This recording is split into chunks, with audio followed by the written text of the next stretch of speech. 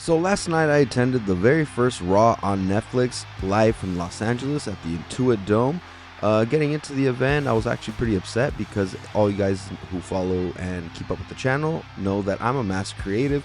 So obviously, because of security issues and reasons, I was not able to enter with the mask nor my gimbal. So we kind of went freestyle on this, and I kind of enjoyed the show a little more, enjoyed the ambience.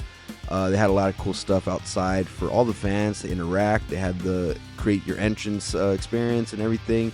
A lot of people had really good signs, really creative signs. But before we enter the event, I thought, you know what?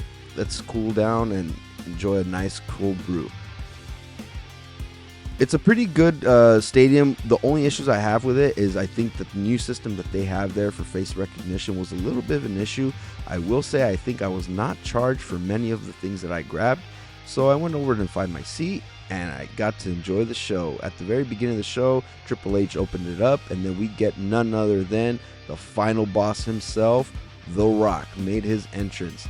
This was actually my very first time ever seeing The Rock live, so the little fan in me had goosebumps, literal goosebumps, and I'm still feeling it as I talk about it right now.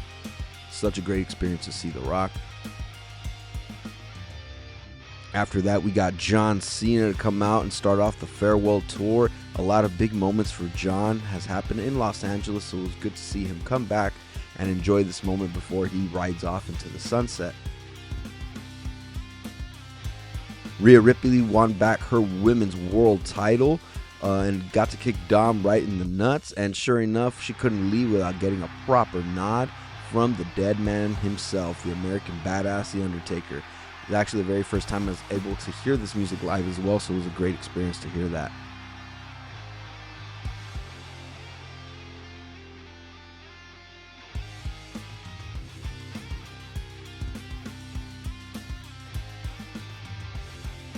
None other than La Flame Travis Scott came out to accompany Jey Uso on his iconic entrance and had the whole place yeeting.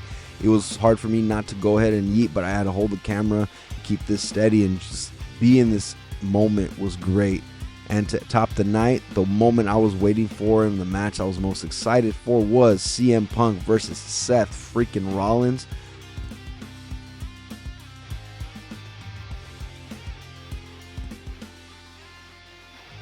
If you were sitting around me, you knew how much I was talking about this match, how exciting it is, how historic this match is, the first meeting between these two Ring of Honor icons. Speaking of Ring of Honor, CM Punk throws a nod at the legendary company where they both came from and wore his Ring of Honor attire, the same attire that he wrestled Samoa Joe in his last match for AEW, and also made an iconic entrance, one of my favorite entrances of all time, when he had that match with Maxwell Jacob Friedman at Revolution.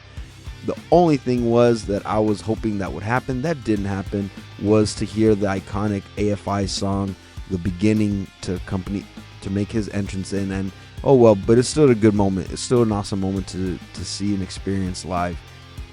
Such a great event overall. I loved everything, loved the experience. I will not be attending any more shows at the Intuit Dome, but that was my experience at WWE Raw on Netflix. Like and subscribe, comment below, and follow all this content.